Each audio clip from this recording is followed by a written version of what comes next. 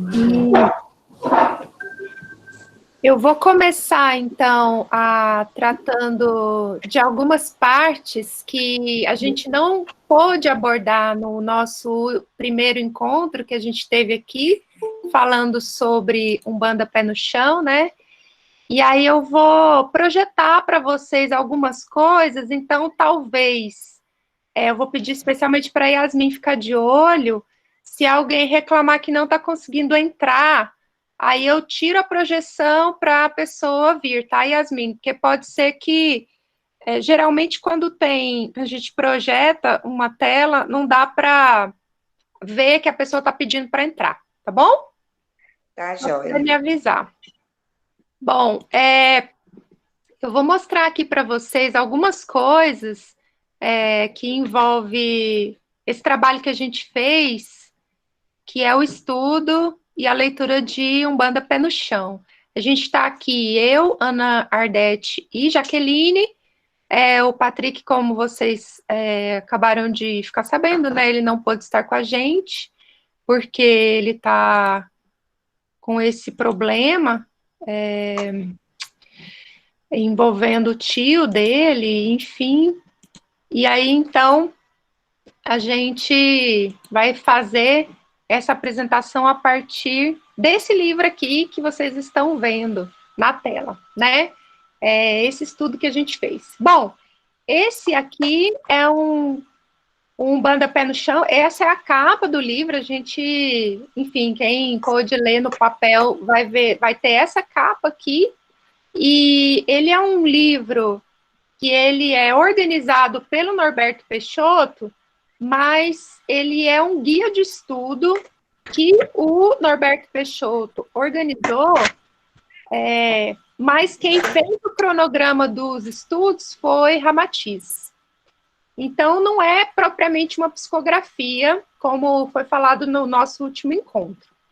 É interessante pensar, e aí, assim, é importante a gente considerar o contexto, né, dessa obra, que esse livro, Umbanda Pé no Chão, ele acabou sendo pensado a partir de uma necessidade de desmistificar conceitos infundados envolvendo a Umbanda, fortalecer a verdadeira identidade da Umbanda, pensar de que várias questões envolvendo essa religião precisam de esclarecimento para ficarem livres de preconceitos religiosos, que, na maioria das vezes, são fruto de desinformação.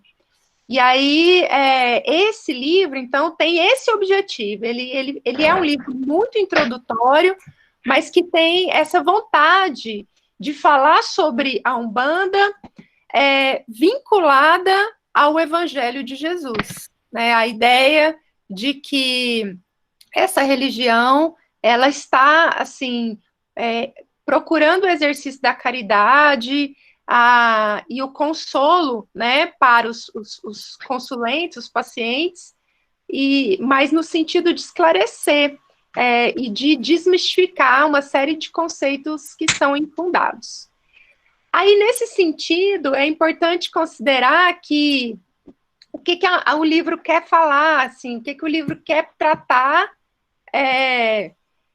em termos de literatura, e que ele inova, então, né? Então, é um livro que está querendo falar sobre os orixás, essas energias cósmicas, né? E não tratá-los como espíritos que incorporam. Então, o livro vai falar disso em vários momentos, né? Que não seriam espíritos que incorporam.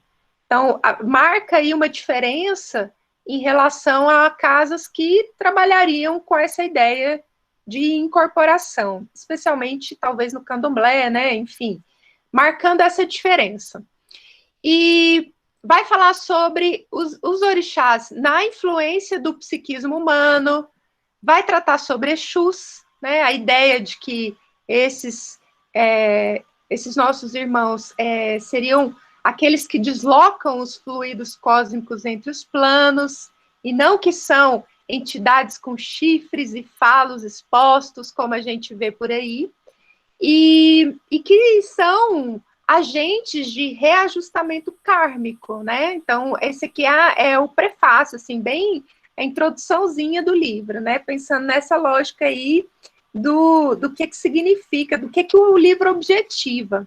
Quer também tratar da ideia de magia como movimentação de energia e exercício de caridade, trabalhar a ideia de desenvolvimento e educação mediúnica, falar sobre as diferenças ritualísticas nos terreiros de Umbanda, trabalhar a ideia da magia como condensadores energéticos e uma série de abordagens que trabalha com a vibração dos orixás em relação ao Evangelho de Jesus. Então, é um guia de estudo introdutório para quem quer começar a entender sobre Umbanda, embora introdutório não necessariamente frágil, né? Assim,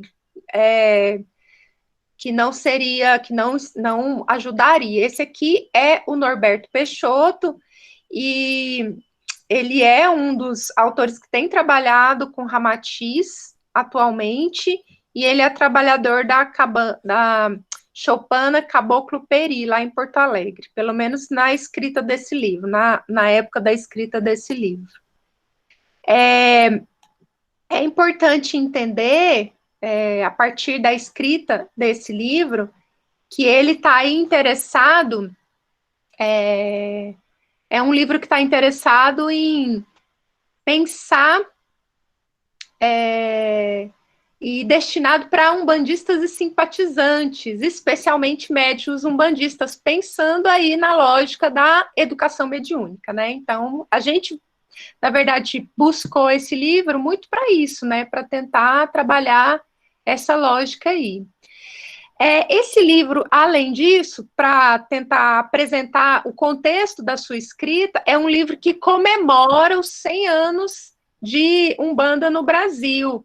Lembrando que a Umbanda é de 1908, né, assim, o início dela, e o livro ele é de 2008.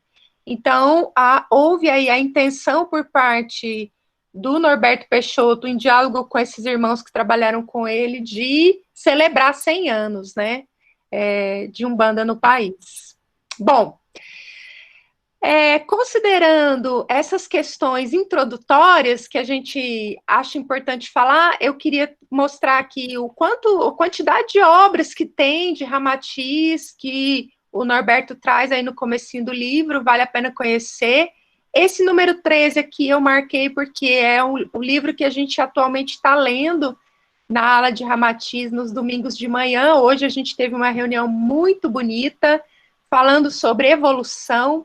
É um livro mais pesado, em termos, não é tão introdutório quanto esse aqui, mas um livro que dá muito pano para manga, assim, enfim, é bem interessante também. A gente está no capítulo 2. Olha, todos esses livros aqui têm a participação de Ramatiz e seus convidados. E aqui, então, a gente vai, o sumário, para a gente conhecer, né, enfim, o Patrick falou bastante no nosso encontro passado sobre a história da Umbanda, a gente não vai entrar nisso aqui.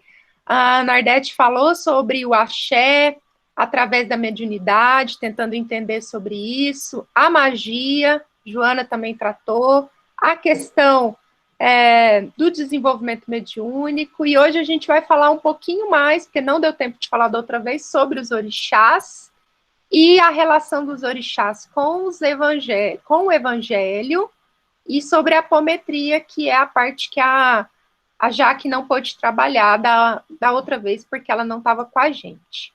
Ela não teve como participar. Eu queria chamar atenção para esse momento que Ramatiz inicia o livro, falando sobre o conteúdo do livro propriamente dito. Ele começa o prefácio dizendo que o livro não está pronto.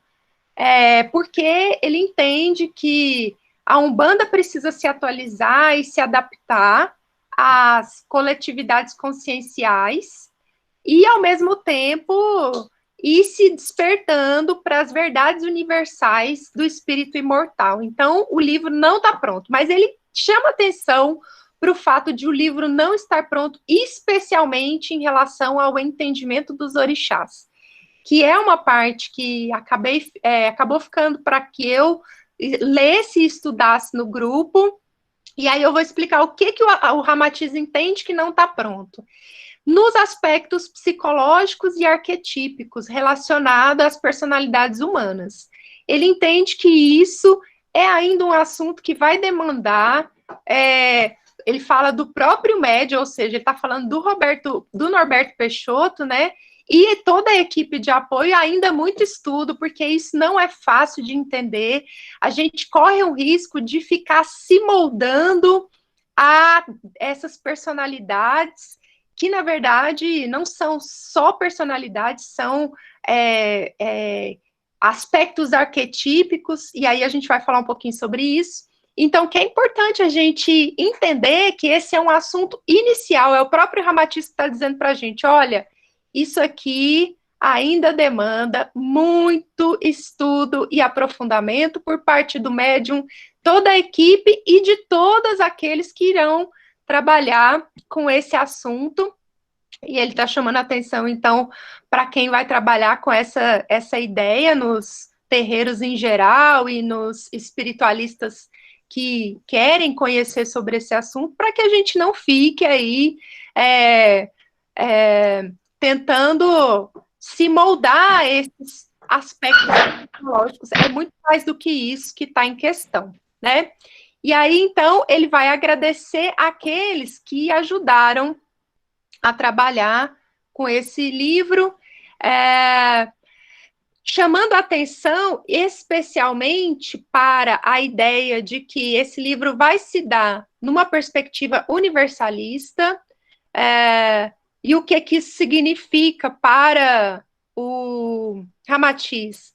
A ideia de que não é só Jesus que está presente nesse livro, esse nosso grande mestre, né? Mas também o Caboclo das Sete Encruzilhadas está aqui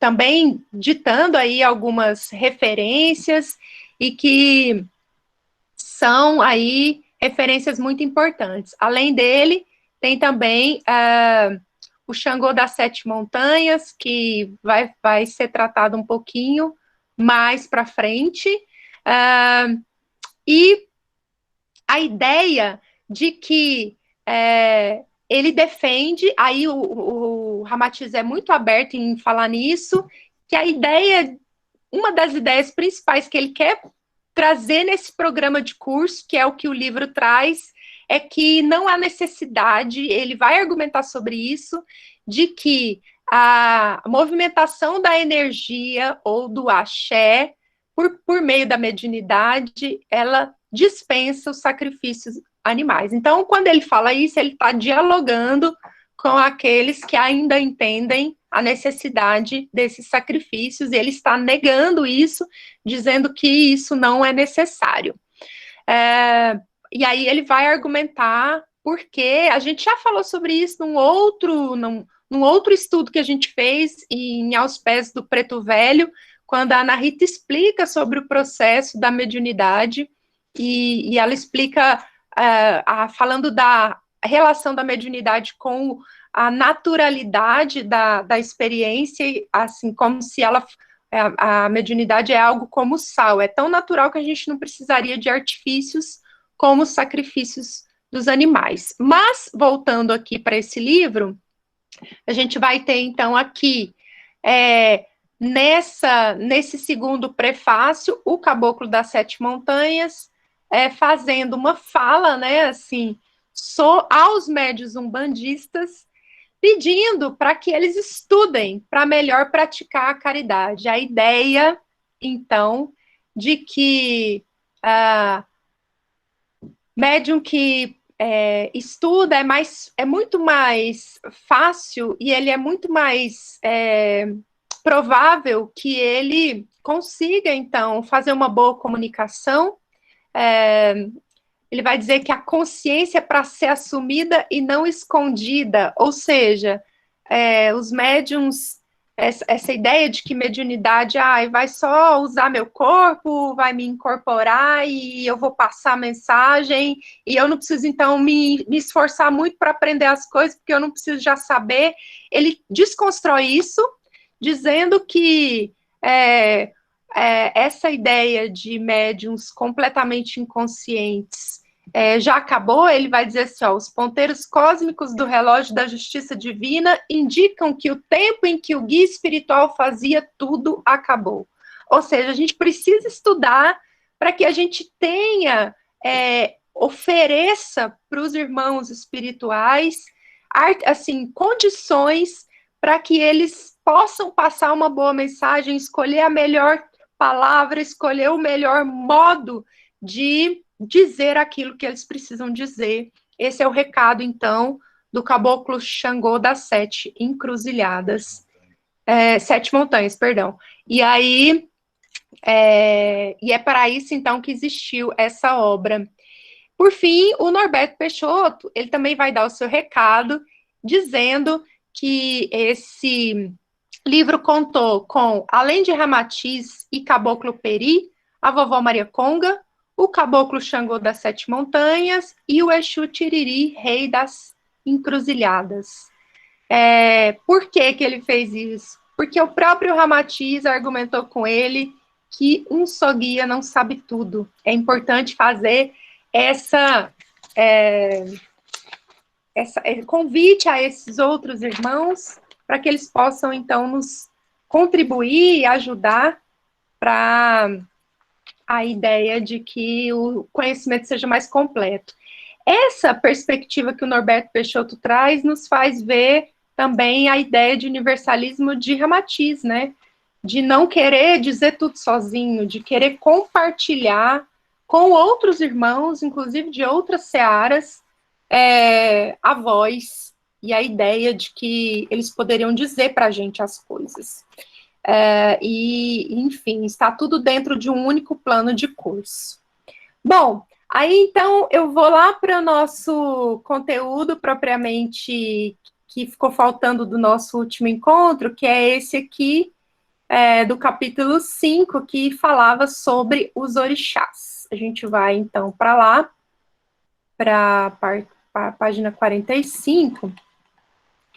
E quem, assim, se vocês quiserem pausar para comentar, especialmente o Ataíde, que falou sobre orixás na semana passada, e, enfim, pode fazer seu comentário aí no chat, que a gente vai pausando e conversando, ou pode deixar também para o final, mas, de qualquer maneira, eu acho que o que a gente está fazendo, assim, nesses 4 últimos encontros, é inaugurar na casa, porque esse é um assunto que a gente queria há muito tempo. Eu me lembro da Jaqueline falando, nossa, eu queria há muito tempo estudar sobre isso, e a gente nunca tinha tido a oportunidade, talvez a gente nunca tivesse se organizado para isso, e isso inaugura uma parte bem interessante de estudos na casa, para a gente compreender melhor esses conhecimentos, né?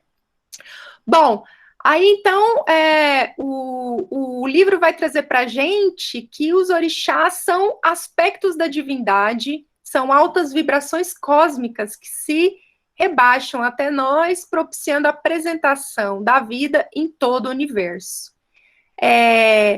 Aí a gente vai ficar aqui nesse item especificamente, quando ele vai dizer que cada orixá tem peculiaridades e correspondências próprias, com cores, sons, planetas, signo zodiacal e outras coisas mais. A gente vai ficar com essa ideia aí de correspondência. Para a gente, a palavra correspondência é importante porque não se trata de entender a partir de uma ideia única exclusivamente, mas de uma correspondência. Então, assim, não é que um orixá corresponde a um signo especificamente ou a um planeta da astrologia, mas a ideia é de se relacionar, se corresponder, se aproximar para que a gente pudesse entender melhor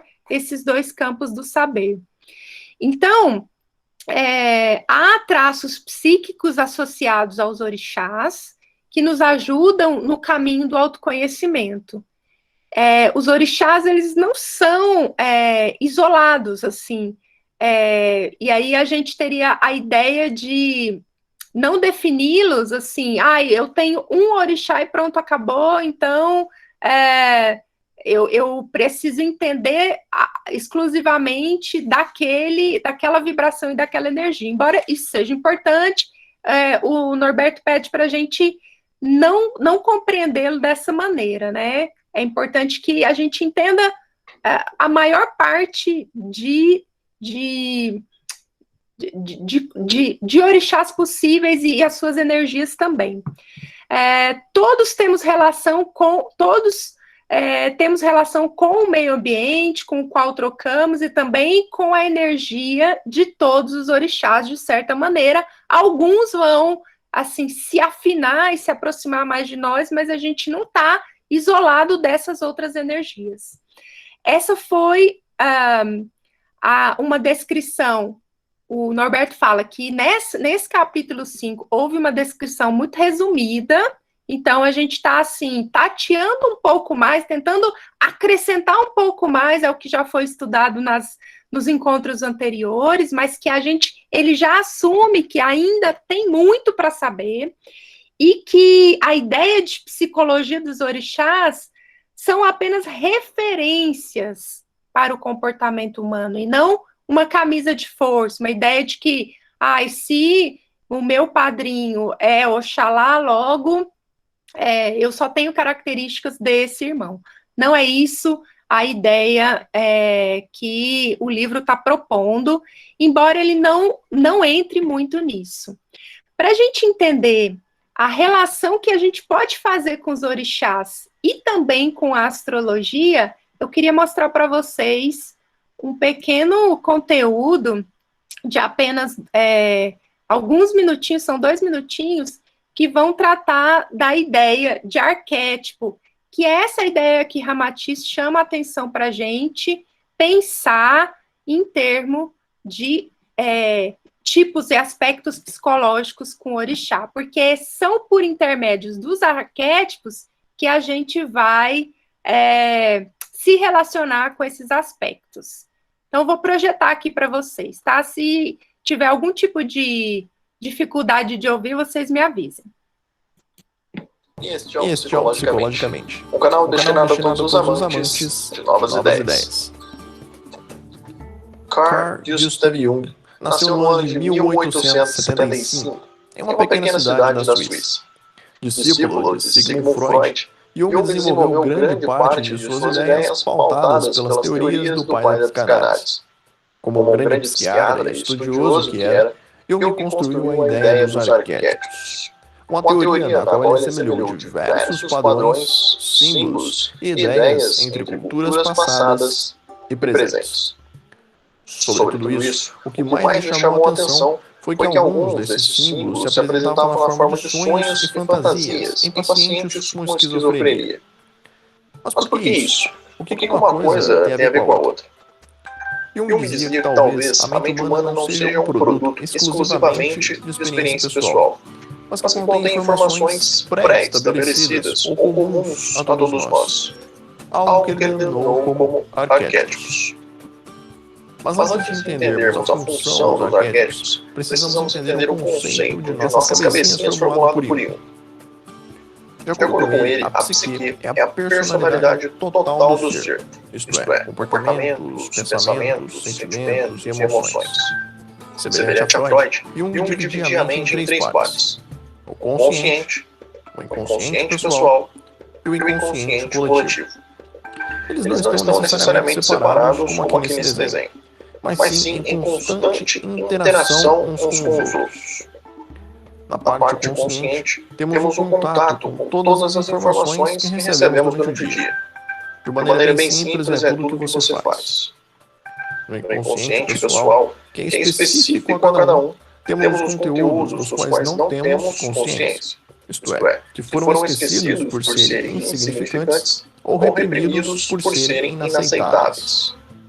Já no inconsciente coletivo, teríamos um composto de estruturas psíquicas, que não são únicas a um indivíduo, mas comum entre todos nós, influenciando nossa forma de pensar e lidar com nossas próprias ações. E é exatamente aqui que moram os arquétipos. Bom, essa é o modo como Ramatiz sugere que a gente entenda os orixás, a partir dessa noção de arquétipos, da ideia de que eles, assim, seriam, teriam tipos, né, psicológicos que permeiam um grupo e não apenas um indivíduo separadamente. E é a mesma proposta de arquétipos, o mesmo jeito arquetípico que a astrologia lida com os signos, com as suas regências, inclusive planetárias. Então, é por essa noção de que a gente estaria, assim, se associando coletivamente com essas mesmas, com esses mesmos tipos psicológicos, tendo afinidades coletivas com esses mesmos tipos psicológicos. E aí, então, a gente entraria em relação aos próprios arquétipos que ele traz aqui, dos 8 orixás que ele aborda. Esse livro traz apenas 8 orixás, ele não fala de outros, embora ele nem cite por quê, mas ele só fala desses 8. E no final ele vai tratar um pouquinho de Exu, mas não nesse momento aqui como orixá. Ele vai falar então sobre Oxalá, pensando em tipos psicológicos como bondosos, serenos, prestativos, pacientes e sábios, né? A ideia de que, perante certos obstáculos da vida, se apresentam mais lentos para decidir, de modo mais distante, fechado, mas, ao mesmo tempo, persistentes e discretos, né? Sem fazer muito alarde.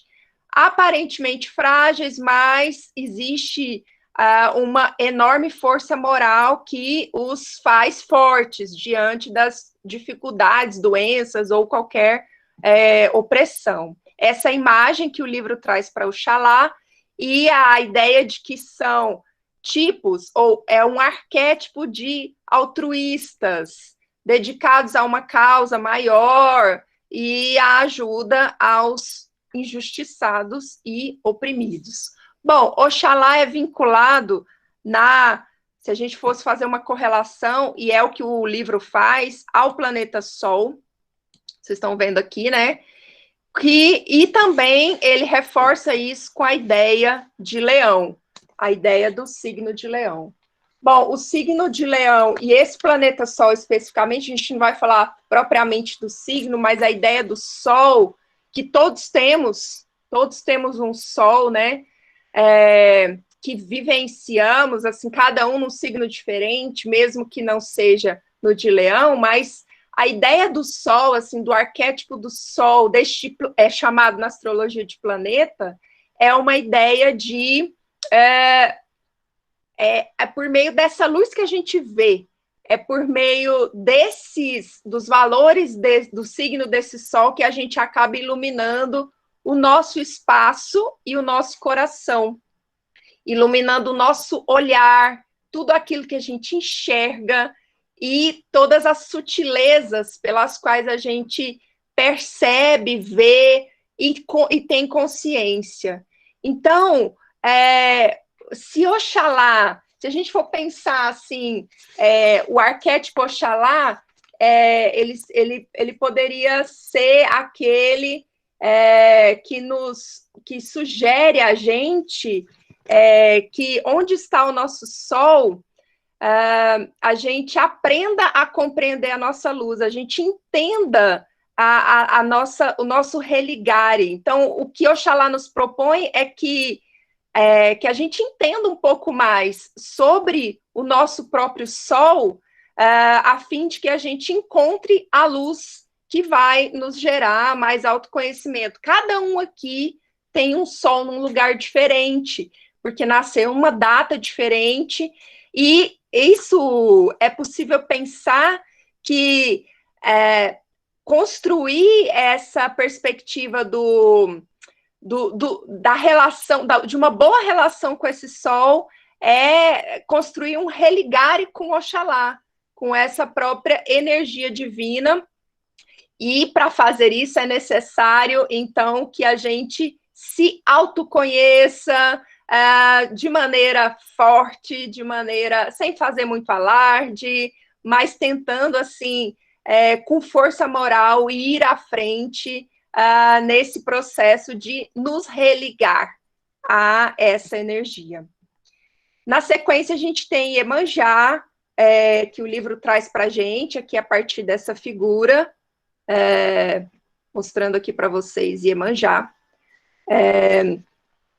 Ela então, o seu arquétipo trabalha com a ideia de respeito e amor, o despertar da mãe de cada um, a percepção de que podemos gerar vida mesmo não sendo mulheres, e que a vida ela precisa de estímulo, de amor, mesmo sem apego, e que a gente aprenda a fazer isso exercitando a dignidade, a calma, a sensualidade, o fascínio, né, no sentido de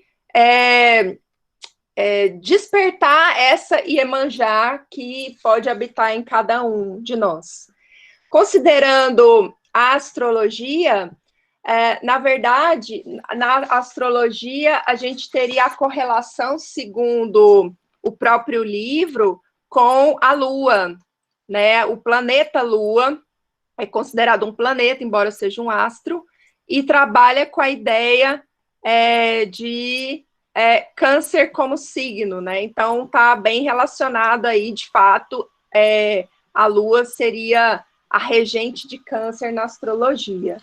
A Lua, para o conhecimento astrológico, é a nossa esfera emocional, é o que faz a gente entender como é que a gente se estabiliza nos afetos, como que a gente constrói encontros fraternais, afetivos, familiares. Então, ela é, ao mesmo tempo, a nossa expressão subjetiva, a forma como a gente se envolve e é afetado pelos demais, assim.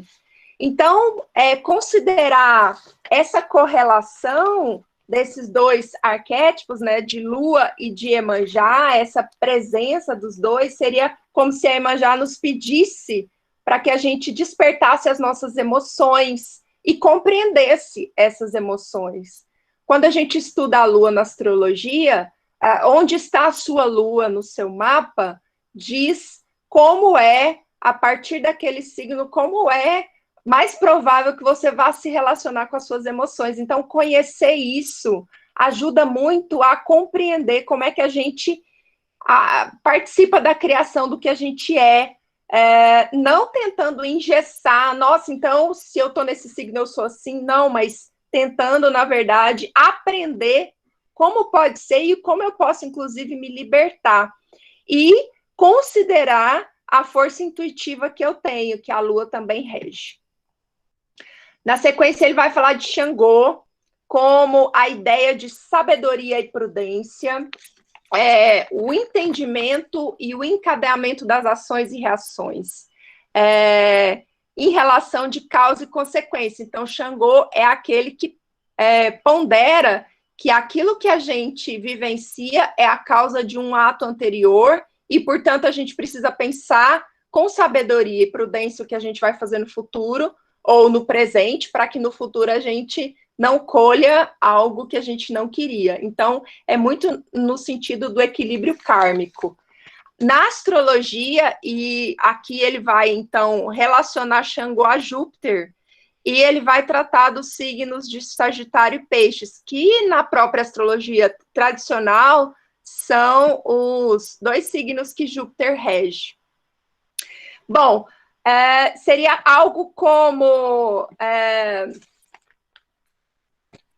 compreender Júpiter no signo seria compreender o nosso crescimento, né? A nossa evolução, a nossa ética, os valores espirituais que a gente tem, o signo onde Júpiter se encontra vai tratar e vai te dar pistas sobre isso, né? Como é que você lida com a ética, com o crescimento, e ao mesmo tempo, onde é que você ganhou o presente? Porque Júpiter dá para a gente um presente, né? No sentido de que ele é considerado o abençoado, o grande benéfico, de modo que onde ele está no seu mapa pode te dar pistas de onde você pode expandir bastante. E aí é importante a gente conhecer isso para que a gente saiba disso para se autoconhecer e crescer. Ao mesmo tempo, é lá também, nos valores desse signo, que a gente vai entender onde estão os nossos mestres e professores, né? Os valores éticos daquele signo onde Júpiter se encontra indica os nossos mestres e professores. Então, é como se Xangô estivesse pedindo para a gente observar com muita ponderação as nossas ações para que a gente fosse capaz de respeitar as leis universais e cultivar o professor e o mestre que existe em nós.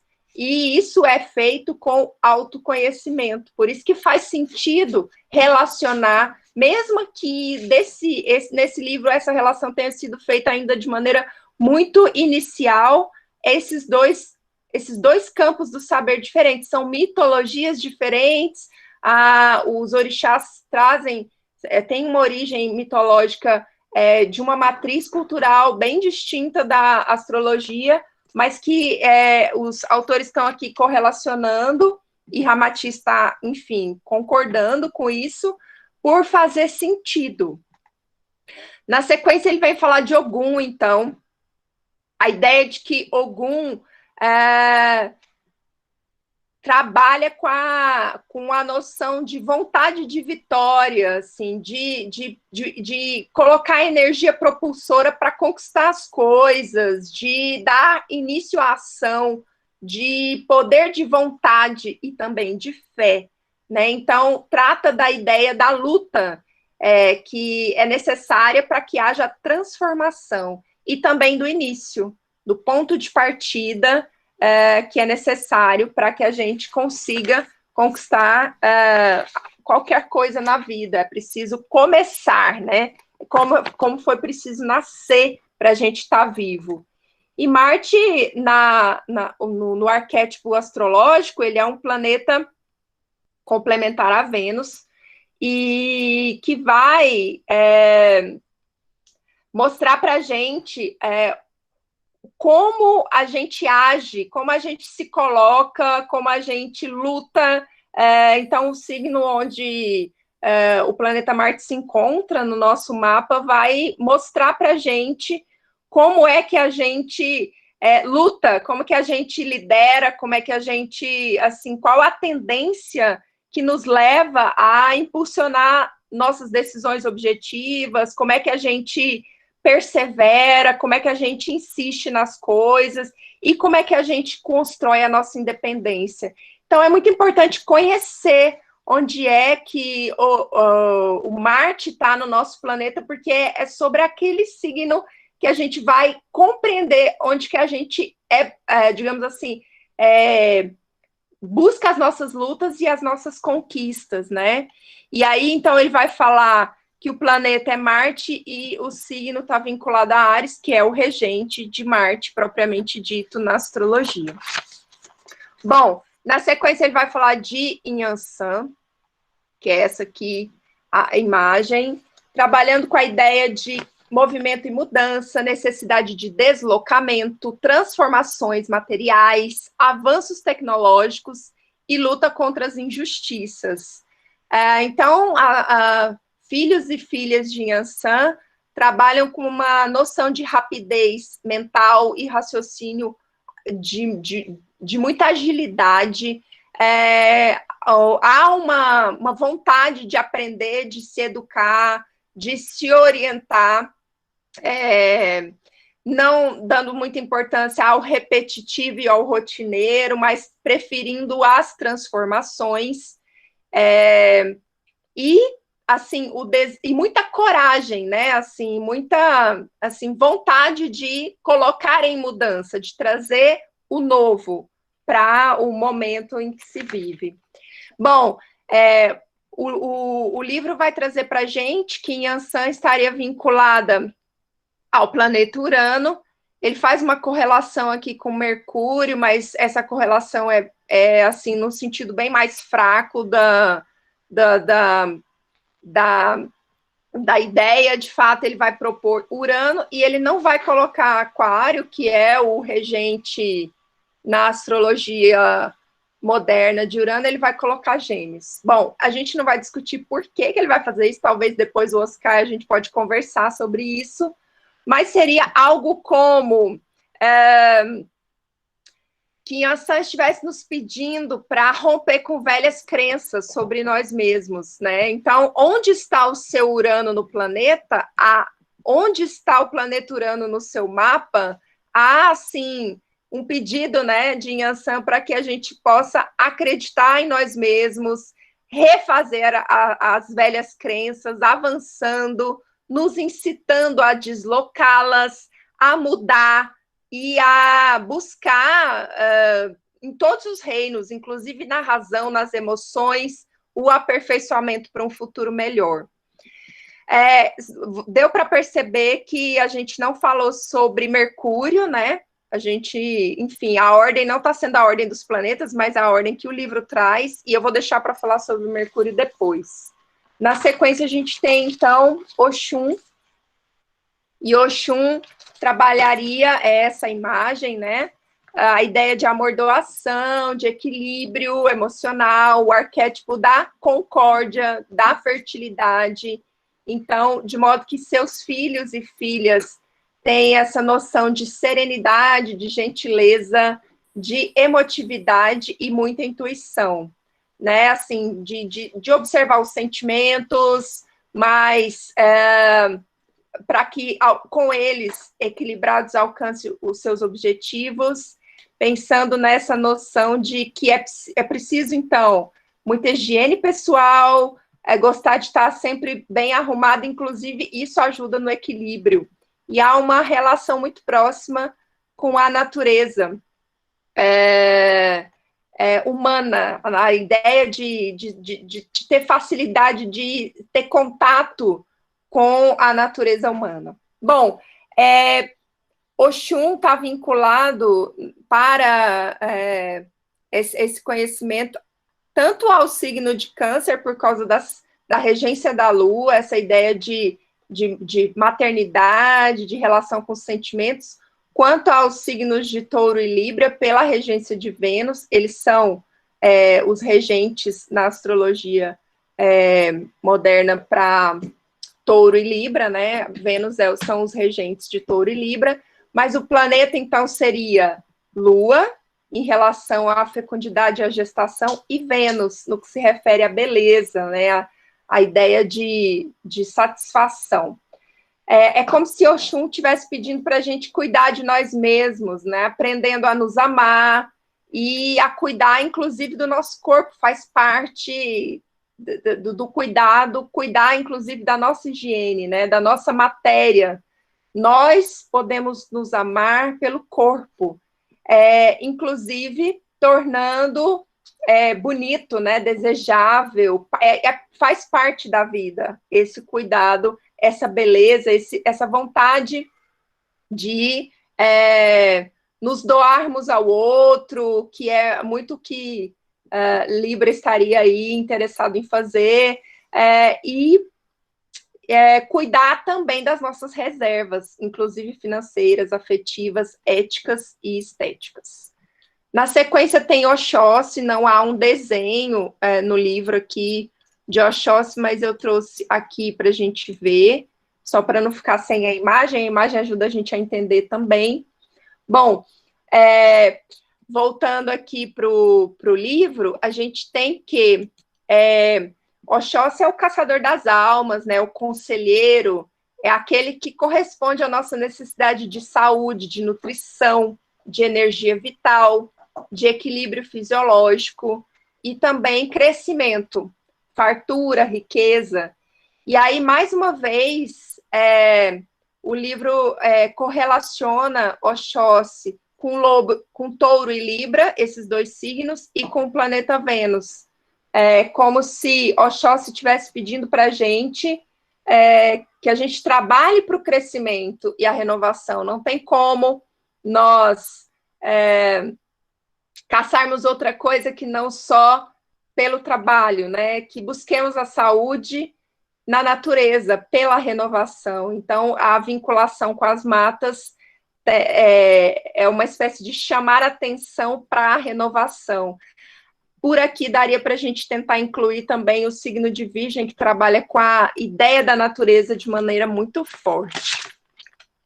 Na sequência, a gente tem aqui a Nanã, Buruquê, a gente já está acabando,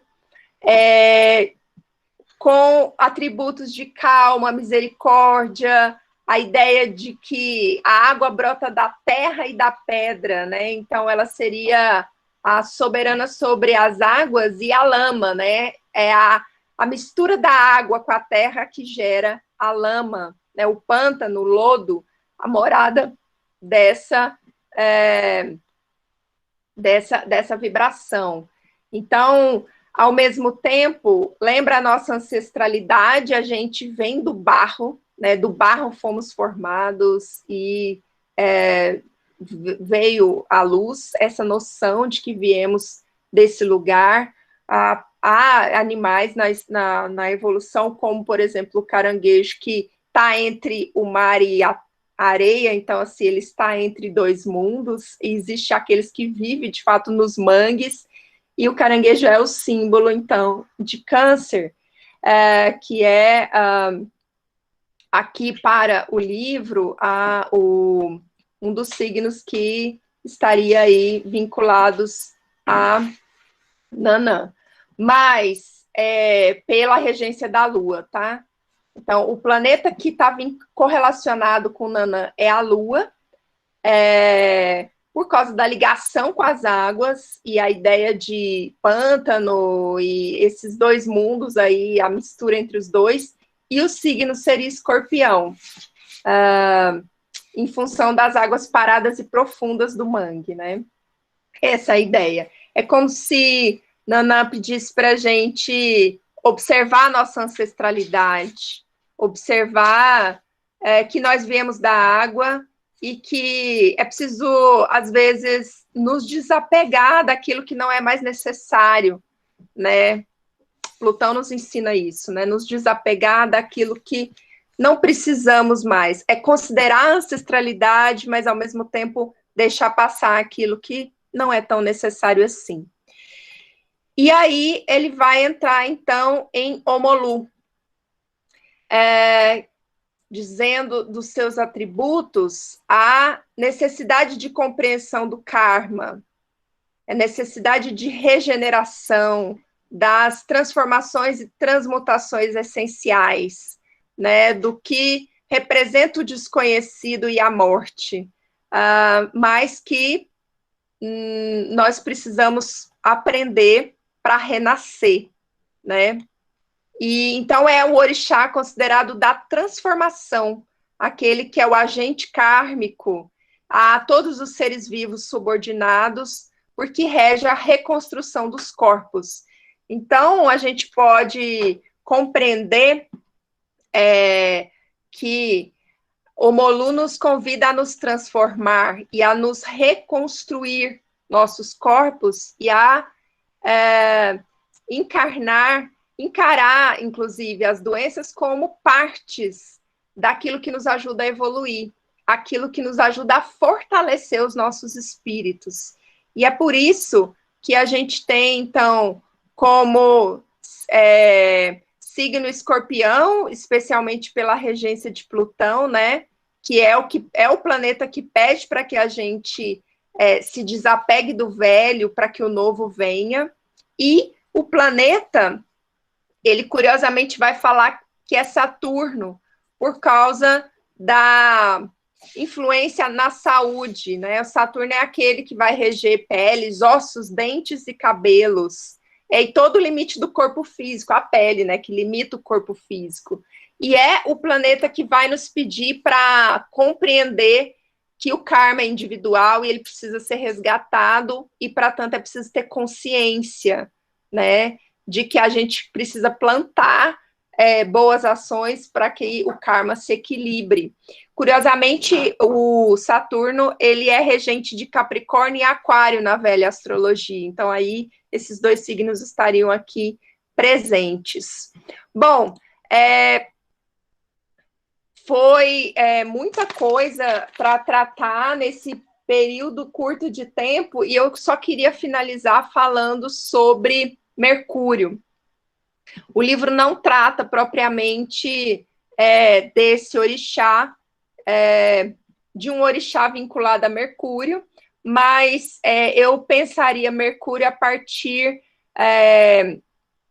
ele é o regente de Gêmeos e Virgem na astrologia, e eu pensaria a relação, essa correlação entre Mercúrio com a relação com Exu, aquele que é capaz de andar entre vários mundos, e Mercúrio na astrologia também vai significar o mensageiro, né? Então, onde tem Mercúrio em nosso mapa, a gente pode aprender a lidar com a ideia de como é que nós aprendemos, como é que nós pensamos, como é que nós construímos as nossas próprias compreensões de mundo, como que nós nos relacionamos com aqueles que estão mais próximos a nós, nossos amigos da infância, nossos próximos. E aí é como se Exu estivesse pedindo para que a gente aprendesse a entender que é possível andar entre todos os mundos, mas que isso tem um preço, e que a gente tenha bastante consciência diante disso. Bom, foi muito tempo para falar, o conteúdo é muito, e ele é um conteúdo que está, como o próprio Ramatiz disse, sendo construído, mas que eu achava importante a gente conhecer. Eu passo, então, para Jaque fazer as considerações dela. Ok, obrigada, Lara. Tá me ouvindo bem? Sim. Tá. Então, eu tô no celular, eu não vou fazer compartilhamento de tela, apesar de que, se precisar, eu abrir aqui no computador paralelamente. Eu tô com o capítulo 6 e o 7. E o capítulo 6 é essa relação do Evangelho, a relação que o Evangelho mostra entre Jesus e os ensinamentos dos orixás. E ele começa falando que a função da Umbanda é mostrar na prática o que Jesus ensinou. Essa inclusão de todas as pessoas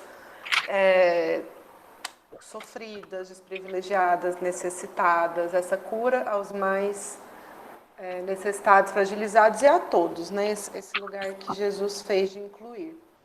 E a Umbanda faz isso, ela inclui todos os povos, todas as práticas, e essa é uma das bases dela. No capítulo 6, o Norberto e o Ramatiz trazem a imagem de Jesus sendo batizado por João Batista. Então, ele fala que se nós lermos essa parte do Evangelho desprovidos dos igrejismos, é a palavra que ele usa, nós poderemos perceber como o próprio Messias precisou ser iniciado por um mestre na terra, mediado pela natureza. Ele fala, então, que nesse momento em que Jesus pediu a João Batista que o batizasse, levantou João Batista, que estava ajoelhado nos pés dele, e pediu, me batize, nesse momento, o Cristo cósmico vibrou intensamente no chakra coronário de Jesus. E, naquele momento, todos os orixás vibraram ali também, junto com o Cristo cósmico no chakra coronário de Jesus. Coronário. Então, ele vai trazendo algumas citações do Evangelho, explicando por que ele relaciona aquele orixá, aquela vibração, com aquele ensinamento do Cristo. Ele começa com Oxalá, e Oxalá, como a Lara muitas coisas que caracterizam os orixás é meio repetido do capítulo que a Lara trouxe para o capítulo 6. Então, né, como a Lara também já falou, o orixá da paz, da vibração do Cristo cósmico na Terra é o Oxalá. E algumas das frases, dos ensinamentos que evidenciam essa vibração são: amar a Deus sobre todas as coisas e ao próximo como a si mesmo. Eu sou o caminho, a verdade e a vida. Ninguém vem ao Pai senão por mim. Mostrando a simplicidade, o amor fraterno, o desapego e o perdão. A minha paz eu vos dou, mas não como o mundo a dá. E ele fala nesse último que todos nós deixaremos o teatro da vida terrena para encontrar a paz verdadeira na vida espiritual. E a paz que o Mestre nos dá está nos valores morais, na conduta da vida em harmonia com as leis de Deus. Na paciência para com nossas imperfeições, pois também temos que amar e vencer a nós mesmos. E no despertar da consciência na escalada da evolução que nunca cessa. Essa é a energia do Oxalá, né? Essa busca por evolução, por amor incondicional, é a busca pela paz. Através também da prática do amor, como tudo, né? Na vibração do Cristo. Depois ele vai falar de Xangô.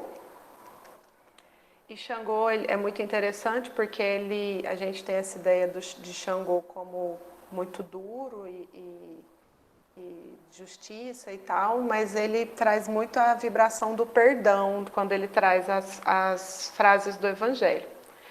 Ele cita: não julgueis para não sereis julgados, com a mesma medida que medirdes será medido.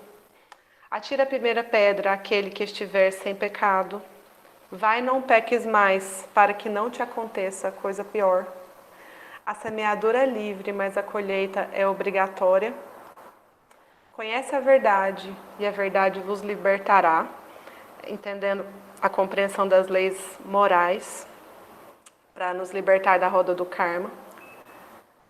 Perdoai 70 vezes, 7 vezes, e de reconciliar-vos com vosso irmão antes de pordes a vossa oferenda no altar.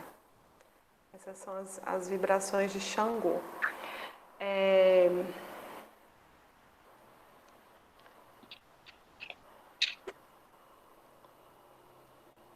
Depois de falar da energia do perdão, dessa energia de se colocar no lugar do outro, né? Que a gente pode chamar, e hoje em dia até poderia chamar de empatia também. Ele fala que o Xangô traz a verdade como proteção. E que quem é fiel a essa verdade não precisa trazer esse julgamento ao outro.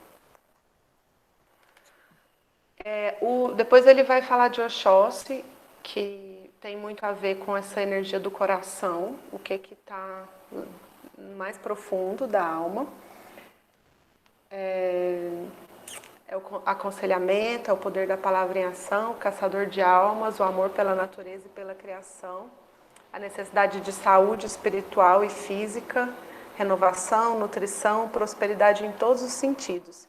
E a manifestação das virtudes de Oxóssi apresentam nas colocações: bem-aventurados os aflitos, os mansos, os que são misericordiosos, os que têm puro o coração. Esteja no mundo, mas não seja do mundo. Pois quando Jesus esteve no meio da dor, da miséria humana e do desespero, não se deixou contaminar. A boca fala do que o coração está cheio. Onde está o vosso coração, aí está o vosso tesouro. Amai-vos e instruí-vos. Não são os sãos que precisam de médico. São essas algumas das frases que trazem essas qualidades de Oxóssi, muito ligada à nutrição, ao que nós temos dentro e do que nós precisamos nos nutrir. Uma outra também, que eu acho que ele fala que é a chave do conhecimento tem de vir da sabedoria. Então, pela boca entram os alimentos e saem as palavras, que quando harmoniosas nos trazem equilíbrio e, por conseguinte, saúde. Ele traz também a citação: não vos inquietei pelo dia de amanhã, porque o amanhã cuidará de si mesmo, enquanto referência à vibração de Oxóssi. É confiança. Depois ele vai falar da energia de Ogum, da vontade, da iniciativa, dos caminhos abertos, da propulsão, da conquista e da fé, para que haja transformação. Então essa força de vencer os obstáculos e de confiar, de saber pedir, ele também fala que Ogum nos ensina a saber pedir e confiar que obteremos. Então, as frases são: a tua fé te curou, em relação à imposição de mãos, porque ele acionou na pessoa o poder da vontade de mudar de atitudes e pensamentos. Pedi e recebereis, buscai e achareis, porque todo aquele que pede, recebe. Também na energia de Ogum, demonstrando que Deus nos dotou de inteligência e capacidade para que superemos nossas dificuldades, recomendando-nos o trabalho, a atividade e o esforço próprio. Orai e vigiai, pois a oração é o alimento do espírito. Abre portas para a compreensão, é o bálsamo no momento das dores.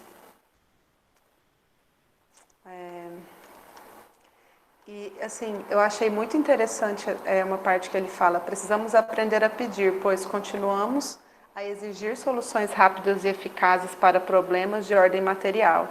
Estamos sempre correndo contra o relógio e perdidos entre compromissos assumidos, os quais muitas vezes extrapolam nossa capacidade de cumprir. Esquecemos de cuidar de nossos sentimentos, de ir ao encontro do que nos realiza e nos dá satisfação interior.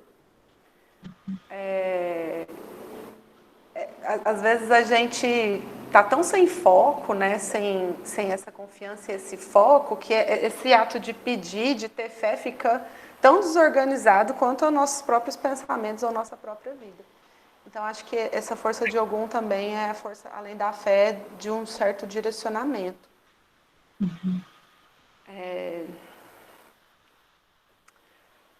Ninguém fará por nós o que nós mesmos temos que fazer, assumindo as rédeas da situação e acionando o curador interno, pois a felicidade é um estado de espírito.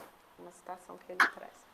Outra coisa que ele fala sobre fé e Ogum é: a fé remove montanhas, pois em verdade vos digo, se tivesseis a fé do tamanho de um grão de mostarda, diríeis a esta montanha: transporta-te daí para ali, e ela se transportaria e nada vos seria impossível. Mais uma: tudo que vos pedirdes em oração, crede que recebereis.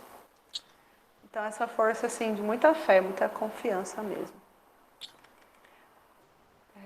Depois ele vai falar de Iemanjá, que a gente faz essa relação da grande mãe, e ele faz questão de ressaltar que a Iemanjá desperta em nós o que é o amor materno, o amor que cuida, o amor que nutre muito além da mãe e seu filho biológico. Mas ele fala, quem é minha mãe e quem são meus irmãos, senão aqueles que fazem a vontade do Pai? Disse Jesus, demonstrando que seu amor ampliava-se a toda a humanidade, para nos ensinar que, rompendo com os grilhões do parentesco carnal, formamos uma única família universal. Então, a Iemanjá traz essa vibração divina e cria seus filhos para a vida, para que sejam cidadãos do mundo, respeitando a individualidade de cada um. É uma mãe zelosa, quer e visa unicamente ao bem da coletividade. É considerada grande mãe porque acolhe também os filhos adotivos de outras mães. No terreiro de Umbanda é agregadora dos grupos, o sentido de união, o humanitarismo, a procriação no sentido de progresso e prosperidade. É esse solo fértil, essa abundância, que para mim resume a palavra nutrição, que é tudo que a terra nos dá.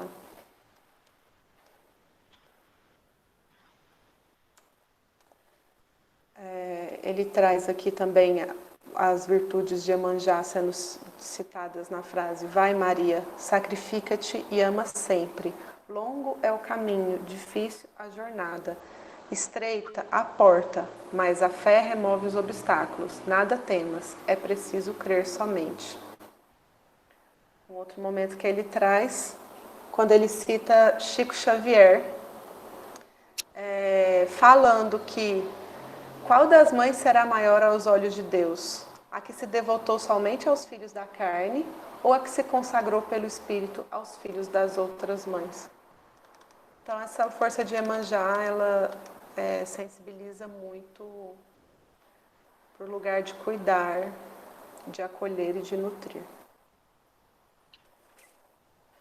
Também cita como a energia de Maria que abriu mão, entre aspas, de super proteger, de, vamos dizer assim, colocar seu filho sob sua asa, né, e entregou seu filho para o mundo. Essa energia foi um grande exemplo de uma mulher que é mãe, mas que está muito mais submetida à vontade do pai do que ao instinto biológico de sangue de mãe. Uhum.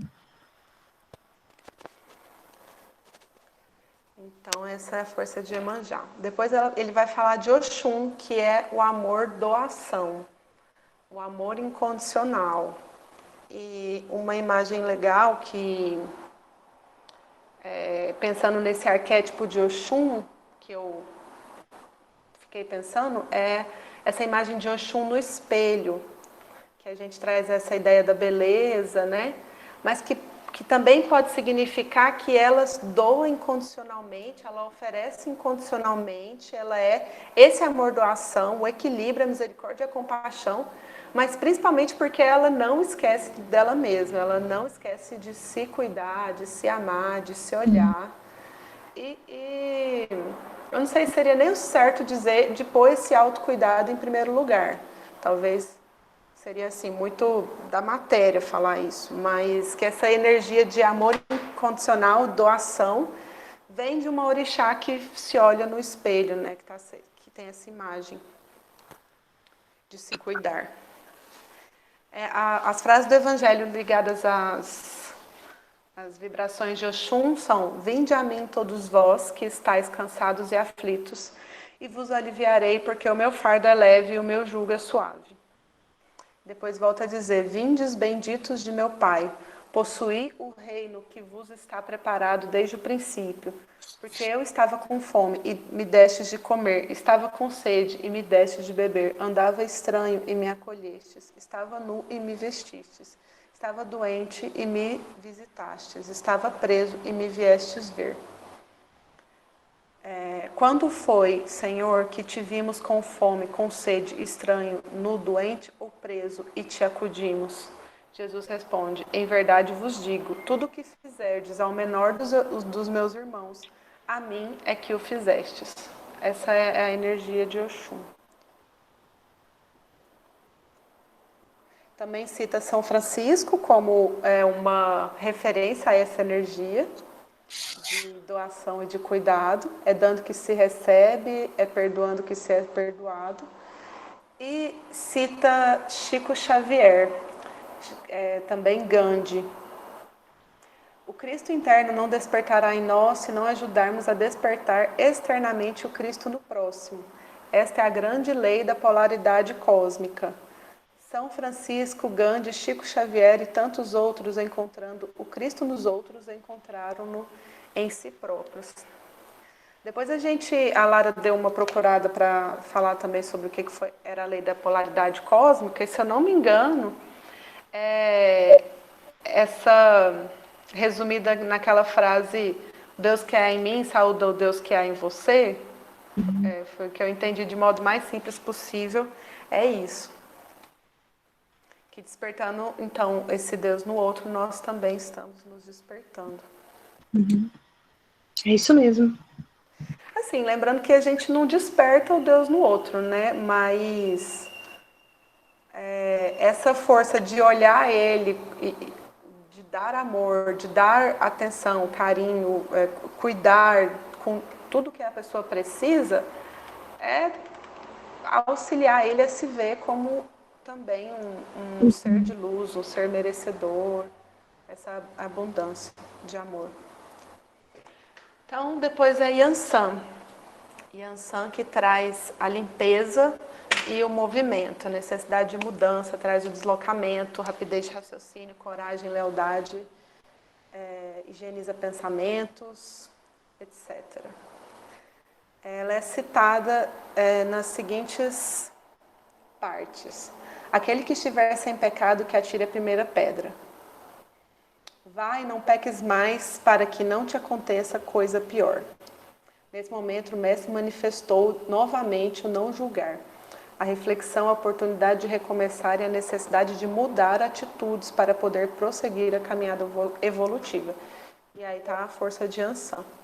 Em outro momento, ele fala, não vim trazer a paz, mas a divisão. Vim para lançar fogo à terra. E o que é que desejo, senão que ele se acenda? E aí eu entendo que o fogo tem a ver com essa ideia de purificação, de limpeza, essa energia da Yansan, do raio, em que aí ele fala que Jesus encontrou resistência, encontrou incompreensão, trouxe à luz verdades divinas sobre o reino dos céus e incomodou muitas pessoas que naquela época tinham crenças materialistas. Pode ser, por mim, ok. Sobre deixar a apometria para um outro momento. Então, assim, Jesus teve que fazer o rompimento do que estava tendo naquele momento, que era uma deturpação dos ensinamentos, uma excessiva materialização das palavras que estavam no Testamento. E aí, então, ele teve que trazer a divisão, né? Para que ele pudesse começar uma mudança. Essa é a força de Yansan. Depois ele traz o Molu e Namboruquê. Ele traz junto esses dois orixás. Ele não cita, por exemplo, o Baluayê, mas eu acho que ele, se citasse, incluiria também nessa mesma bola, que é essa ideia de vida, morte e vida. A transformação, a necessidade de compreensão do karma, da regeneração, a morte, a passagem, essa consciência da vida eterna, da possibilidade de ser um espírito que escolhe, que se cura para poder se renovar. Então, algumas partes. Em verdade, digo-te que ninguém pode ver o reino de Deus se não nascer de novo. O que é nascido da carne é carne, o que é nascido do espírito é espírito. Não te admires que eu tenha te dito que o espírito sopra aonde quer e ouves a sua voz, mas não sabes de onde vem ele e nem para onde vai. O mesmo se dá com o homem que é nascido do espírito. Nessa passagem, o mestre nos esclarece que o homem é co-criador com Deus. gera o corpo carnal e vai abrigar o espírito que é de Deus, para que possa cumprir sua missão evolutiva na Terra. Então, trata desse aspecto da reencarnação, esse aspecto da pluralidade das existências. Ele fala que o espírito sopra onde quer, desse movimento, que o espírito, possibilidade de reencarnação em qualquer nova vida. Outra frase que ele traz essa vibração é: Pai, perdoai-vos porque eles não sabem o que fazem.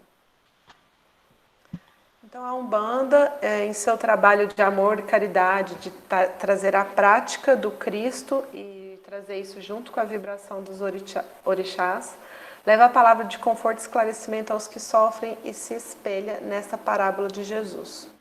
E o semeador saiu a semear.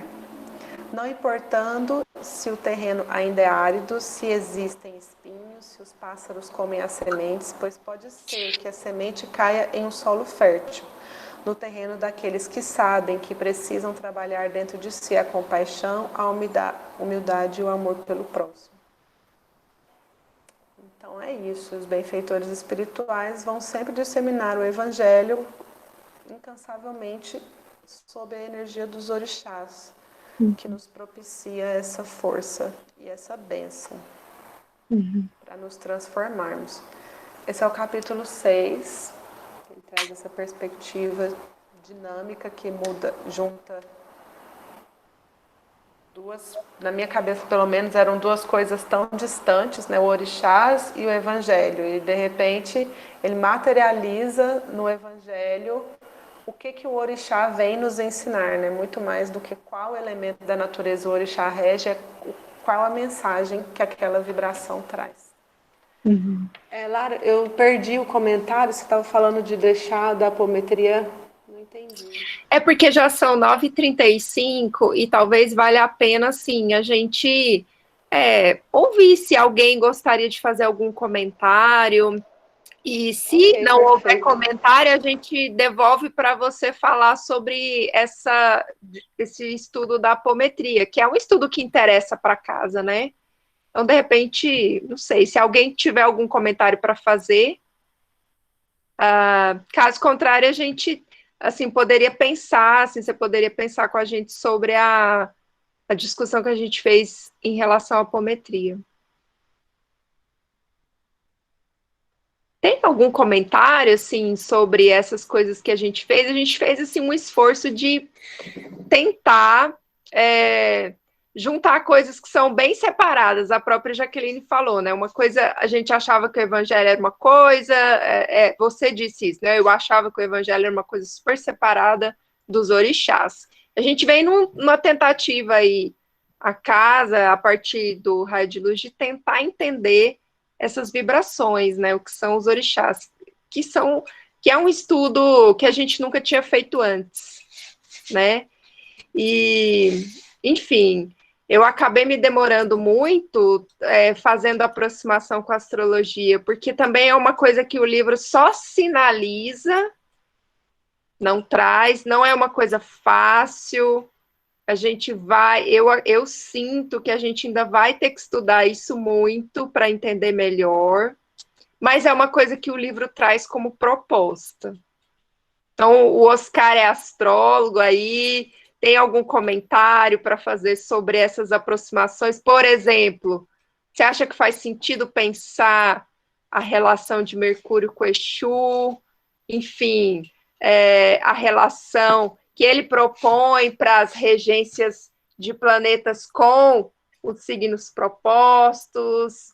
Você acha que dá para pensar essas relações? Eu acho que é uma coisa assim de conversar mesmo. Eu gostei muito, parabéns, gostei muito da explanação, da pesquisa que você fez. Foi muito boa mesmo, porque as pessoas têm uma ideia muito egocêntrica sobre esse problema de relação de orixá, né? Com pessoas, orixá com signo. E, por exemplo, como você falou de Oxalá, né? Não é só a pessoa de Leão que está sob influência da energia de Oxalá. Então, cada signo tem aquela energia, ou mais ou menos, né? assim como cada signo tem o seu regente, mas todos os outros que a gente conhece na nossa vida são os orixás. Então, foi bom, nós da Irmandade da Luz temos ouvir de novo, ver de novo esse vídeo, para assimilar muitas coisas boas, que realmente é por aí, tem muita coisa a estudar. O Mercúrio realmente tem essa relação com o Exu. Eu acho também que ele tem muita relação com os erês, as crianças. Uhum. Né? Ele tem muito a ver com a adolescência, com a espontaneidade. Né? Agora, o Aquário, realmente, eu fiquei surpreso, né? Porque Aquário, você disse que a relação que ele faz do Mercúrio, com Gêmeos, né? Do Urano, do Yansan, né? Sim. Yansan com Gêmeos, eu também fiquei surpreso. Acho que é pela velocidade do pensamento, né? Assim. Exatamente. Pelas coisas associadas aí, né? Velocidade, tecnologia, né? Coisa mais de Aquário mesmo. Mas tem algum mistério aí que a gente tem que descobrir, porque ele não ia falar isso à toa, né? Sim. Mas, para mim, foi surpresa. Mas foi muito bom essa explanação. Quanto ao evangelho aí que a Jaqueline expôs, né? Não sou muito especialista no evangelho, mas também nunca tinha visto uma coisa colocada desse jeito, na relação com o evangelho, com Cristo, né? Com o cristianismo, com Cristo. Foi muito bom. É isso aí que eu queria acrescentar. Muito bom. Eu acho... Enfim, você quer falar, Jaqueline? Eu ia falar aqui sobre essa relação de Yansan com Gêmeos, e por que não com Aquário. Eu não sou uma estudiosa de astrologia, mas até onde eu sei, Aquário é um signo fixo, que não combinaria muito com essa energia de mudança de Yansan. Talvez Gêmeos traz mais essa fluidez, esse movimento da mudança. Apesar de Aquário contestar as regras, é um signo fixo. É uma coisa que eu pensei agora ouvindo vocês. Pode ser por isso. Pela modalidade, né? É uma possibilidade de pensar.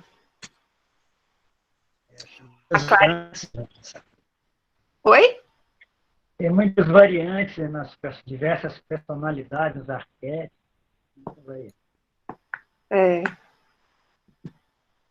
Eu achei importante a gente entrar nisso, porque a Clarice comentou no outro encontro que a gente fez, assim, já falou de Oxalá, então tá bom, porque Oxalá rege leão, né, Clarice? Eu não sei se ela tá podendo falar. Feliz falou do dela, né? Para que dos dois? Já estava bom. É de leão mesmo. Então, deixa eu comentar aqui uma outra situação. Eu tenho um sobrinho, ele gosta muito dessas músicas de pagode e tudo. Aí ele mandou uma mensagem para mim falando: tia, nas músicas de pagode fala muito de umas pessoas que eu não sei quem são, né? Que são os orixás, né? Os guardiãs. Aí eu emprestei o meu livro, né? Umbanda Pé no Chão, para ele. E a mãe dele é muito católica, extremamente católica, mas ela não é daquela radical em relação às outras coisas, né? Aí, ouvindo agora a Jaqueline falar, parece assim que, apesar de que eu já li o livro umas 2 vezes, e ainda também já fiz, né, o audiolivro, mas parece que quando a Jaqueline foi falando, parece que abriu mais ainda, né, um entendimento. Parece que eu ouvi outra pessoa falando, é bom também, é muito bom. Então, o que eu vou fazer? Quando a mãe, né, dele for falar alguma coisa, ela fala assim: pega o livro, leia o capítulo 6, depois a gente conversa. Porque, como você falou no início, né, e falou na live anterior também, né, é preciso desmistificar essas questões em uma religião tão, não vou falar assediada, mas uma religião que traz muitos conflitos, não aqui para nós, mas em lugares como Rio de Janeiro, Salvador, né, acho que parece mais no Rio de Janeiro, traz muitos conflitos na sociedade. Então, é bom que as pessoas entendam e consigam fazer essa relação, né? É uma religião diferente. Ela não tem os dogmas, ela não tem os livros, ela não tem uma caixinha para a gente ficar seguindo e repetindo aquilo. Né? Não tem orações decoradas em latim, essas coisas todas que eu estou falando realmente diretamente à igreja a religião que a gente mais conhece. Então, eu acho que a leitura, né, prévia do capítulo 6 para uma pessoa que tem essa dificuldade de aceitação seria muito interessante. Né? Porque você lê, mas aí passam uns 3 meses ou mais, vai ler de novo, abre ainda mais a consciência, né, do entendimento, e ouvir, né, outra pessoa falando, compartilhar os pensamentos, os entendimentos, abre mais ainda esse entendimento, essa compreensão das religiões. Né?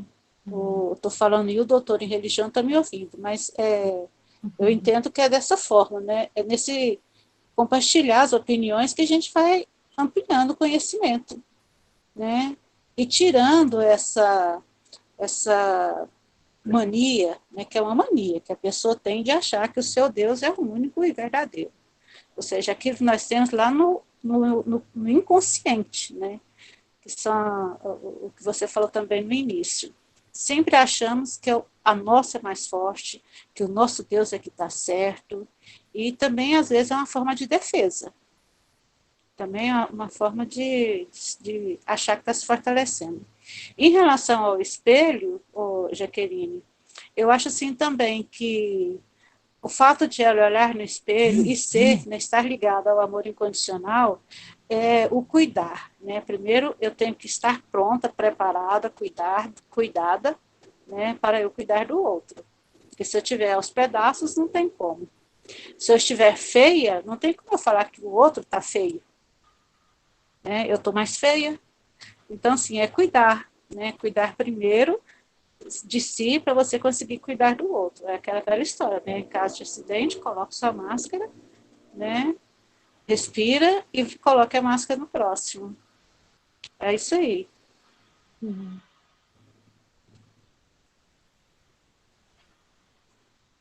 Legal. Parece que você queria falar, Ana Ardete. Ou não? Não, Ah, tá. não. Parece que vi você algumas vezes ligando aí. Uhum. A câmera, né? Não, mas a Jaqueline já falou muito também. E essa parte, como o Oscar falou, Oscar, quando a gente foi apresentar, a gente até intitulou como a parte poética do livro, que a Jaqueline trouxe, fazendo essa relação e mostrando como que os orixás estão ligados com o Evangelho, e como nós ficamos encantados e ter esse outro olhar, assim. E eu lembro que quando a gente foi falando lá, e a gente foi destacando algumas palavras-chave, né, Jaque, para cada orixá, e aí alguns teve como coincidência o grupo todo, e alguns, cada um escolheu uma palavra que traz o livro. Eu tinha até anotado aqui, por exemplo, li alguns. Oxalá, traz a questão do amor próprio. Xangô, perdão. Ogum, decisão. Iemanjá, doação. Então, a gente foi conseguindo perceber essas palavras-chave também de acordo com cada orixá, de acordo com o que traz essa ligação com o Evangelho. E era isso. Parabenizar a Lara e a Jaqueline pela exposição maravilhosa. Parabéns, meninas. Eu citei alguns pela palavra que eu acho que combina com a vibração, mas a gente percebeu que cada uma, assim, escolheu uma palavra para caracterizar essa vibração do orixá. Mas esse exercício me fez ter mais clareza em ver os orixás não como aquelas imagens humanizadas ou partes da natureza, mas enquanto qualidades divinas, que me lembra um pouco a coisa dos 7 raios, né, que também expressa qualidades divinas, só que os orixás aqui na matéria. Aí as palavras que eu selecionei foi Oxalá paz, Xangô perdão, Oxós coração, Ogum fé, Iemanjá, nutrição. Oxum, doação. Yansan, mudança. Omolu e Nanã, vida, morte e vida. Para entender essas Seria qualidades. uma essência, assim, se fosse para resumir em uma palavra, o orixá a energia né? Uma essência, assim, que ajuda a fixar, né, melhor sobre os orixás. Se ninguém for trazer alguma questão agora, eu vou falar rapidinho da apometria, como o livro traz, e aí a gente pode até continuar comentando, juntando, ok? Alguém tem alguma questão para Jaque, para mim, enfim?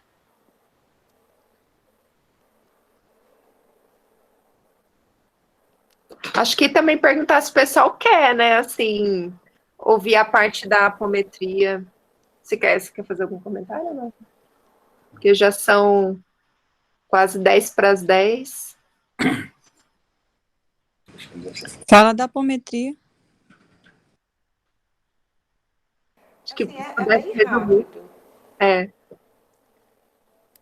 Basicamente, o livro fala que a apometria é uma ferramenta trazida à Terra para auxílio à terapêutica espiritual. É uma técnica anímica em que todas as pessoas estão desdobradas, mas conscientes. Então, todos estão ali conscientes, mas o trabalho acontece espiritualmente em desdobramento. O consulente é desdobrado, o coordenador é desdobrado. E ele fala que esse coordenador, ele não só o coordenador, como a corrente que está ali, atua fazendo limpezas nos campos onde aquele consulente, a vibração do consulente está ligada. Principalmente ligações que precisam ser trabalhadas, né? Ligações que eventualmente ele está carregando de vidas passadas, situações repetitivas, às vezes até desenvolvimento de alguma doença psíquica, por estar revivendo vibracionalmente alguma questão de uma vida passada. Então, eles vão em umbral, em hospitais, nos campos santos, etc., os médiuns desdobrados para fazer as limpezas, auxiliados pelos irmãos espirituais e pela vibração dos orixás. Então, o próprio coordenador do trabalho, na sua condução, traz a energia dos orixás pelas palavras do Evangelho, que aqui a gente fez essa relação, né? O livro faz essa relação, e também é pedido que essa vibração seja trazida pelas músicas, pelos pontos, para auxiliar, que a vibração entre naqueles campos e auxilie os trabalhadores espirituais que estão ali ajudando o consulente de acordo com o merecimento do consulente naquele momento e a abertura. Que é uma coisa que, pelo menos esses 2 capítulos traz muito, e que o livro também traz de forma geral, é que a abundância traz a Umbanda traz a autorresponsabilidade o tempo todo. Então, você é um espírito eterno que está aqui por escolhas antigas, e nesse momento nós vamos conseguir te ajudar de acordo com as suas próprias possibilidades que você, na sua liberdade, escolheu. Então, também nesse merecimento, nessa permissão do espírito de adentrar nessas questões. E aí ele fala isso, como pode atuar, né?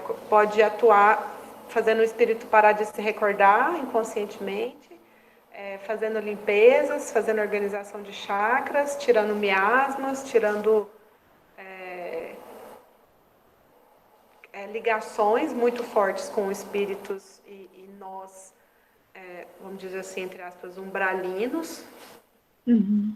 E utiliza formas geométricas e luzes para gerar campos energéticos de banimentos, proteções e vibrações. E é esse momento de roda, que o consulente entra no meio, ele é convidado a se desdobrar pela condução do coordenador do trabalho, através das contagem e estalar de dedos, que eu não me lembro se é 7, 10 ou se não tem uma quantidade específica. Enfim. E esse desdobramento é o que facilita essa atuação para doação de energia e limpezas. Também acontece na apometria algo que a gente pode vivenciar.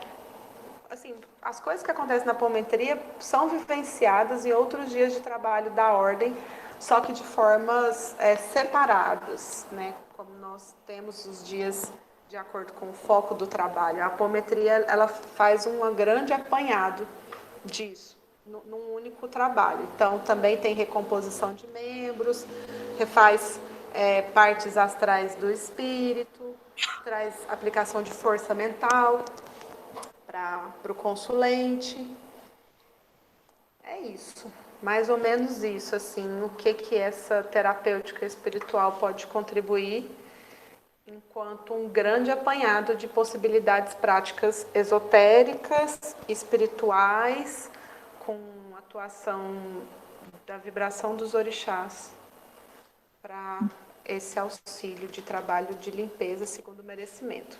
Aí também ele fala assim, como os orixás podem concretamente, como essas energias concretamente são utilizadas. Oxalá faz a distribuição ou descida vibratória das linhas e entidades. É adequado cantar-se no início dos trabalhos. Iemanjá faz a limpeza magnética do ambiente, dos trabalhos, dos médiuns e traz o povo das águas para o auxílio. A Oxum traz a harmonização, exaltando o sentimento de amor incondicional que acompanha a vibração desse orixá. Oxóssi traz as curas e cirurgias astrais, é evocado nesse momento. Xangô é invocado para verificação de causas pretéritas, traumas do passado que necessitam do equilíbrio, conforme a lei do karma, e ocorrências em que o livre-arbítrio do consulente está sendo desrespeitado. Oxum é invocado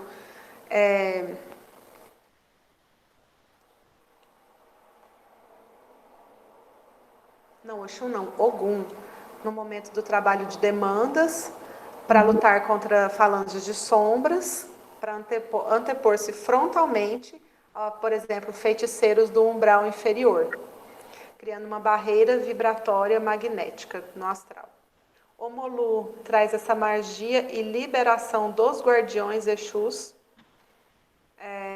Yansan, deslocamento e mudança, e Nanã, após os trabalhos mais pesados, entre aspas, de contra-magia e desmanchos, ela é invocada para que muitos espíritos sejam encaminhados e liberados de sua situação de escravidão. Essa é tudo que é possível e tudo que acontece simultaneamente num trabalho de apometria.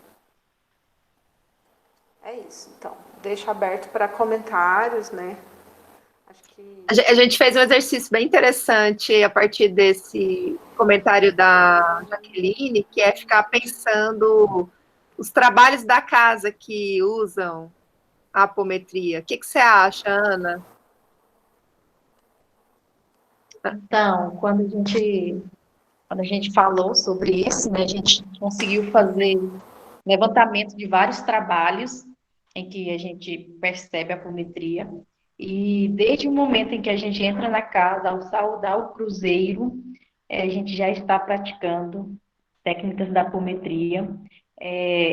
Preencher o prontuário no momento em que a gente conversa, está ali olhando, colocando os símbolos nos irmãos, nos trabalhos de segunda-feira, em que a gente percebeu muito no trabalho da massoterapia, Cirurgia, das máquinas, cirurgias, toda essa manipulação da apometria do trabalho. Então, a gente conseguiu, no exercício, no dia que a Jaque apresentou, mostrar como que isso acontece na Irmandade da Luz e como que a gente faz essa manipulação em todo o trabalho. E aí, no primeiro momento, a gente entendeu que era na segunda-feira, ficou elencando, depois a gente percebeu que isso ocorre durante todos os trabalhos de todos os dias. Inicialmente eu achei que estaria mais na terça-feira mesmo, por desfazer vínculos de vidas passadas, essa coisa de ajudar a pessoa a reconstituição de partes perdidas, ligações antigas e tal. Mas aí com as meninas falando, a gente foi vendo que estaria em todos os momentos da casa, essa forma de cura. Ou pelo menos partes dela, né? Que a apometria é esse todo. Mas partes dela acontecem em diversos trabalhos. Uhum.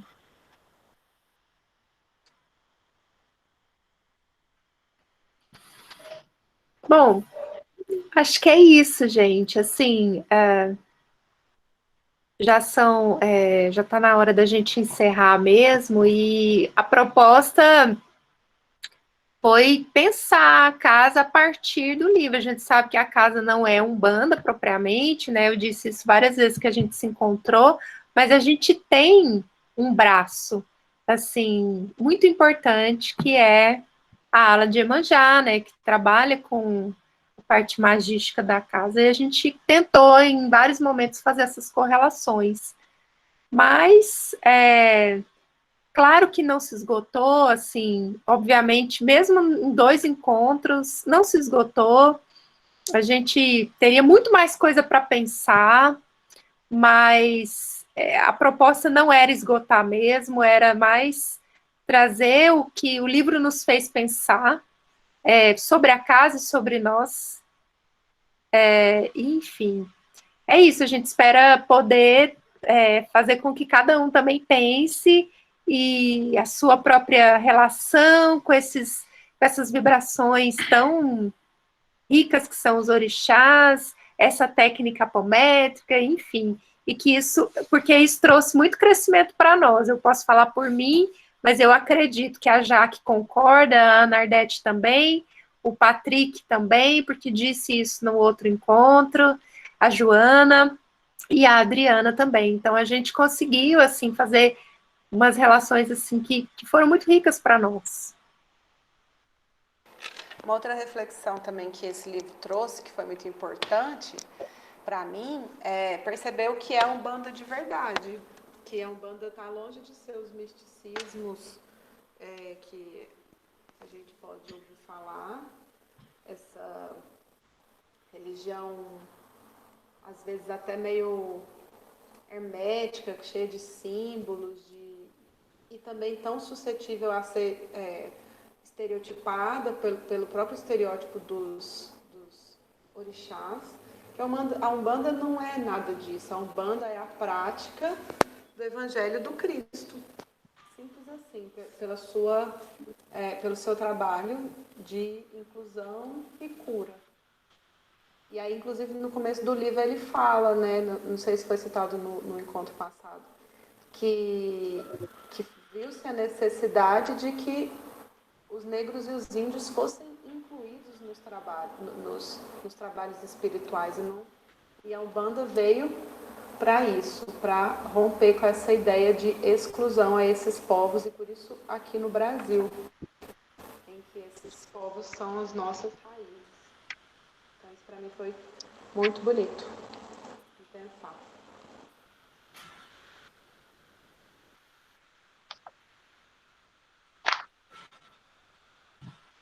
Quer fechar, Nardete? Falar mais alguma coisa para encerrar? Não, eu acho que, assim, a gente não vai esgotar, como você falou, mas fica essa aprendizagem do que a Jaque falou, assim, o que foi bem legal, foi compartilhar esse conhecimento e conseguir trazer isso para os trabalhos, perceber como isso acontece também dentro da Irmandade da Luz. E eu gostei muito de saber dessa parte, né, de ter esse olhar da inclusão, da Jaque acabou de falar, e desmistificar essa parte dos orixás, assim, foi incrível. E o livro é muito poético. Eu recomendo a leitura dele, assim, se quiser formar um novo grupo, porque ele é muito poético e uma leitura que faz a gente olhar para o outro, olhar para nós mesmos, olhar para a Irmandade da Luz com um olhar mais cuidadoso e com maior respeito. E é isso. Hum.